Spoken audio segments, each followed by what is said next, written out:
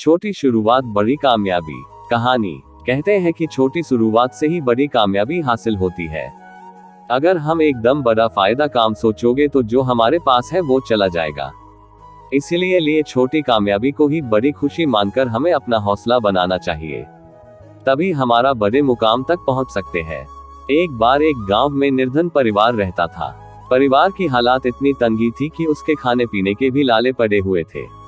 परिवार सिर्फ 3 ही लोगों का था, पति, पत्नी और बेटा। पति को कोई काम नहीं देता था क्योंकि वह बीमारी के कारण सुस्त भी रहता था, इसीलिए उसे काम नहीं देते थे। उसकी पत्नी थोड़ा बहुत घरों में काम करती थी तो थोड़ा ही खर्च निकल पाता था। बेटे की पढ़ाई के लिए नहीं बच पाता था, इसीलिए वह स्कूल नहीं जाता था। अचानक एक दिन उसकी मृत्यु हो जाती है। पत्नी बेचारी अब अकेली हो चुकी थी।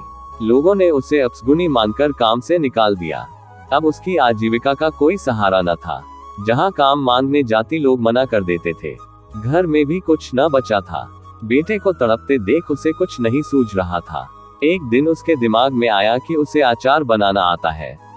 उसके पास कुछ पैसे थे। उसने आम और मसाले लाए और अचार बनाना शुरू किया। अचार 2 दिन में तैयार हो गया। फिर उसने बाजार में बेचने के लिए ले गया। उसे थोड़ा बहुत पैसे मिल गए थे। दूसरे दिन वह उसने खाने के लिए नहीं लाया बल्कि भूखे ही रहे। लेकिन उन पैसों से उसने और आम लाए और अचार बनाकर दूर गांव में बेचने गई। धीरे धीरे उसकी इनकम बढ़ने लगी। उसका बेटा स्कूल जाने लगा।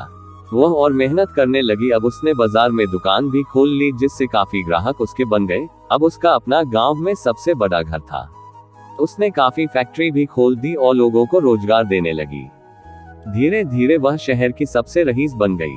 इसीलिए कहा, काम छोटा नहीं होता, आदमी उसे छोटा बना देता है।